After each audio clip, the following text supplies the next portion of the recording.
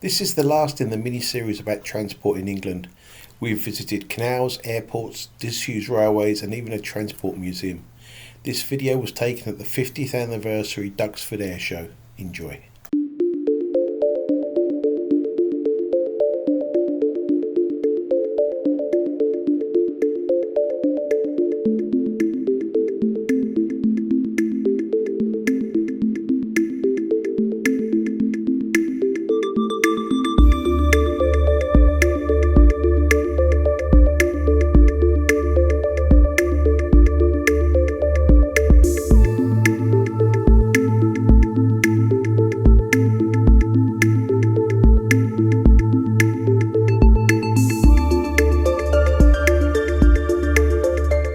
Spitfire is an iconic plane from World War II and is remembered for its crucial part in the Battle of Britain. It was a short-range, high-performance interceptor aircraft, and it was the only British aircraft to be built continuously throughout World War II.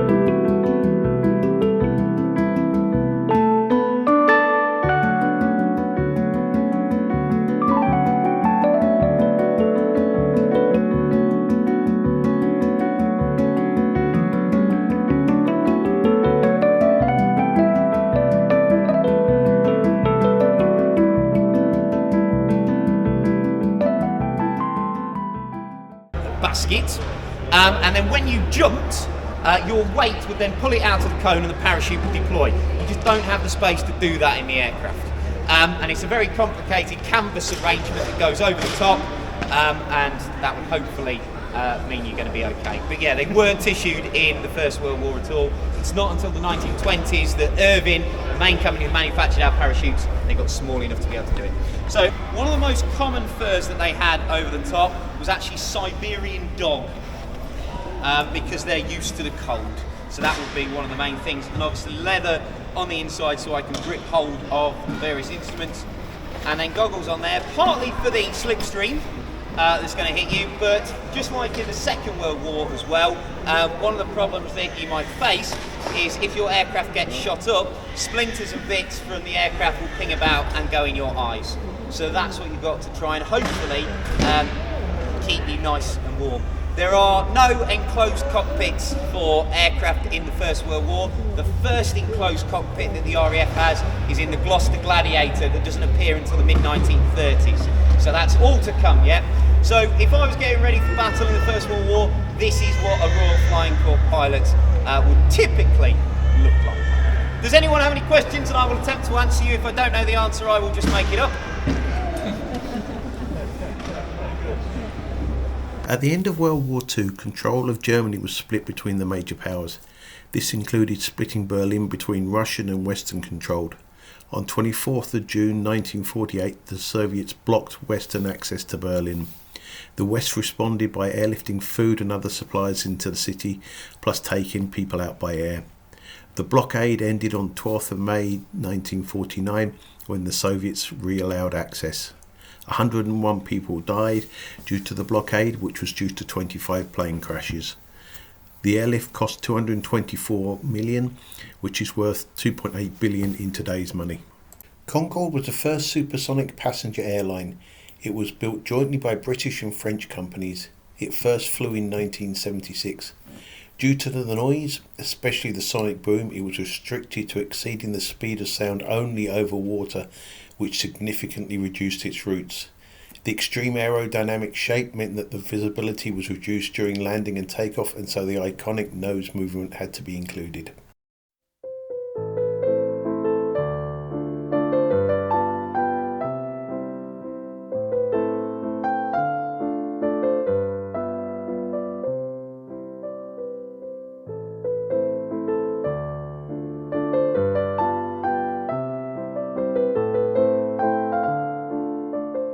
After World War II, bombers were redesigned to be used as passenger planes. This was a real start of the passenger airline industry and very much a peace dividend. Aircraft were a key part of keeping the British Empire connected, although the Hermes was actually better suited to flights across Europe. The Hermes needed 5 people to fly it, which was the pilot, co-pilot, engineer, navigator and radio operator, compared to only 2 required for modern planes. Passengers loved the Hermes. However, it had reliability issues with multiple crashes, plus it was hard to navigate, especially over the Sahara where there were no landmarks. Another peace dividend was the conversion of aircraft engines to power production, and there is still significant crossover between airplane engines and smaller gas turbines. The Sunderland is able to land on both water and land. It was used throughout World War II, the Berlin Airlift and the Korean War. It was the last flying boat operated by the RAF. It was designed for reconnaissance, looking for enemy ships and submarines. It can remain airborne for 13.5 hours, which is far longer than most planes of its time.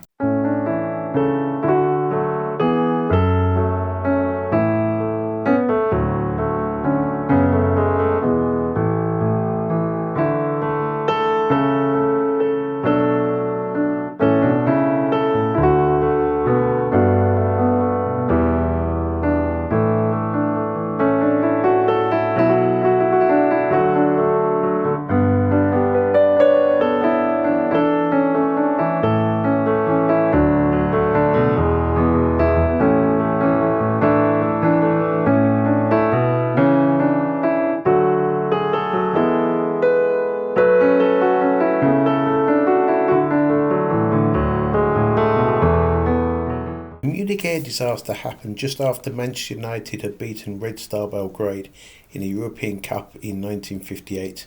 The flight home stopped off in Munich where there was slight snowfall and temperatures above freezing. After refuelling, the pilots repeatedly tried to take off. However, on the third attempt, the plane drove into slush and snow, causing it to crash through the perimeter fence, damaging the wing and causing the fuel tank to rupture and set on fire. The plane hit a tree and a hut, whereupon it burst into fire. The captain and the goalkeeper helped pull people to safety. However, 23 died, including some of the best players.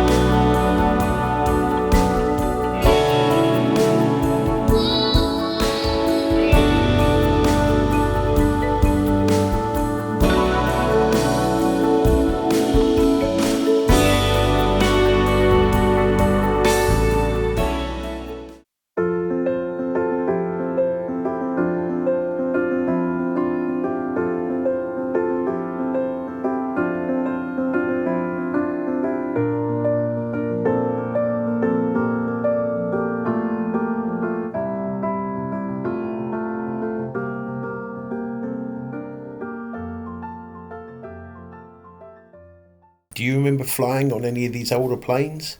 What are your thoughts on how the jet age has made global travel so much easier? I love to read your comments, and so let me know your thoughts in the comments below. The Britannia 312 was designed when aircraft navigation was still quickly developing.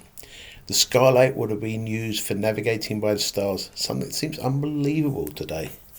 The Britannia was the world's first large turboprop, plus it had a large fuel capacity which enabled it to fly across the Atlantic non-stop.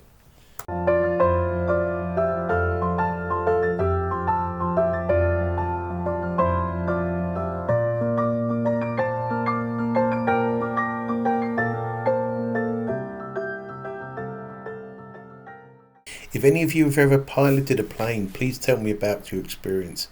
It's something I'd love to do one day.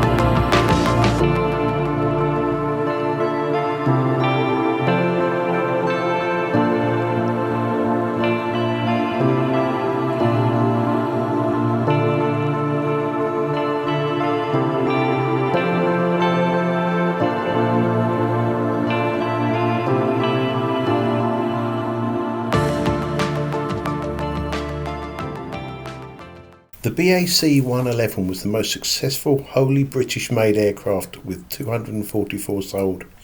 It's the most advanced of the planes we have visited, and it's also the first jet airliner to require only 2 people to fly it. Furthermore, it had a very strong airframe with 2 Philippine Airlines planes having bombs explode in them, but both planes survived the incidents.